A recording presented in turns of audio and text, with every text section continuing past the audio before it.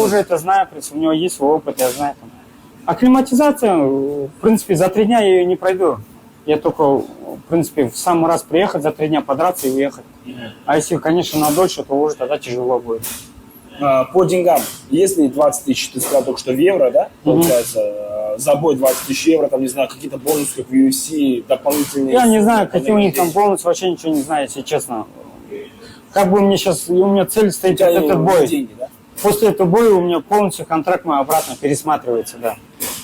То есть он может уйти на повышение, правильно? В любом случае, они сказали, если я выиграю, красиво подерусь, они мне в разы подымут, сказали. Да. Я помню твое одно интервью, когда ты говорил, если я после UFC не буду подписываться ни с какой лигой, только задача UFC. Что сейчас после этого изменилось?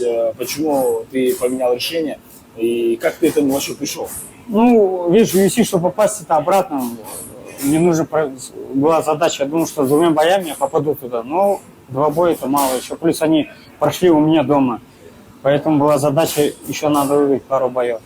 Как прошла подготовка, как прошел тренировочный лагерь? Довольны ли вы состоянием физическим, моральным? Ну, лагерь еще не закончен, так скажем. Лагерь продолжается, еще впереди 10 весогоночных дней, подводящих дней, где он будет подводиться уже непосредственно.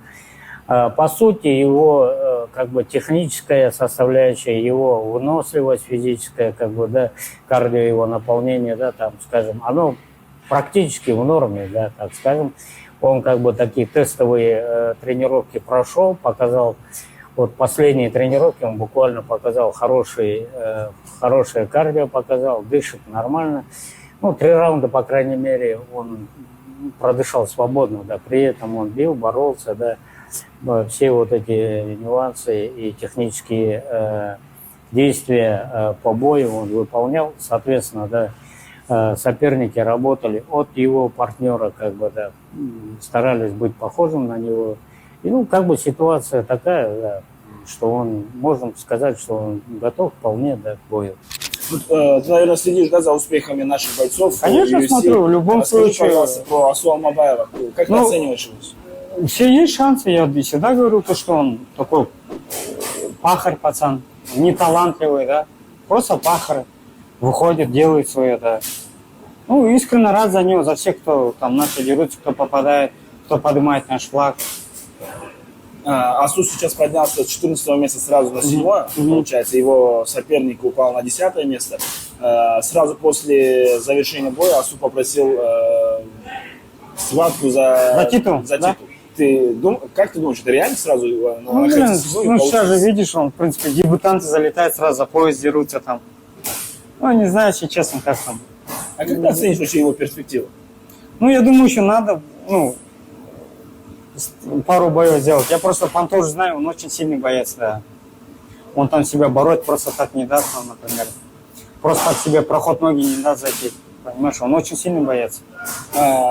Хоть и Шавкат подписался с UFC раньше, чем ты, но ты первый казах, который дебютировал именно в UFC. Ну да, вышел в октагон, да. Ну, в любом случае, есть своя история, да, где... Шавкат, как ты думаешь, главный бой этого года для... Ну, в любом случае, Шавкат уже в истории, то, что он, во-первых, попал в топ-3, там, то, что он дерется за титул, это уже история в любом случае. Даже если он выиграет, это уже история. Даже если он проиграет, это история.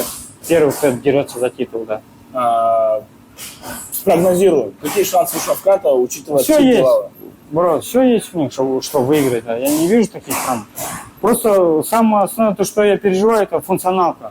Сможет ли он... Мы всегда видим, что он заканчивает, финиширует в первом раунде. Да. Поэтому как он поведет себя эти все 5 раундов, видишь, а мы видели, что Мухаммад, он дышит хорошо, всем хорошо держит, да.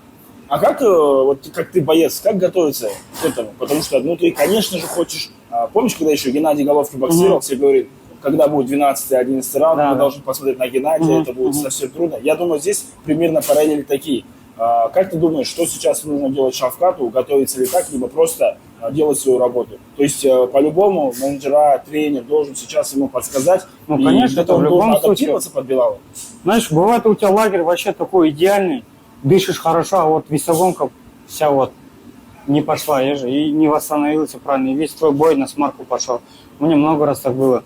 Форма была идеальна, а вот именно с весогонкой чуть не пошло на КВ. Поэтому ты вот тоже, это зависит, весь надо лагерь расписать. Мы же профессионалы, же не просто так, все, начал пахать, там, мотивация есть, нет. Должна быть конкретная вот, цель, как ты должен пахать, там, как ты должен питаться, как спать должен быть, спарринг, партнер, это все должно быть часами все расписано. И сейчас про Зульфикара и насчет Шавката. Ну, так скажем, первооткрывателями в UFC были вот Жалгаз Жумагулов и Сергей Морозов, да. Ну, и Шавкат Рахмонов.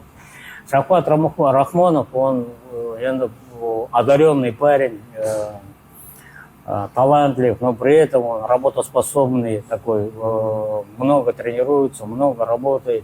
Причем он такой думающий боец, да. И то, что его вот на сегодня выдвинули за бой за пояс, я думаю, это как бы вещь уже была закономерна, он шел к этому, соответственно. Да, я думаю, интересный будет бой, да,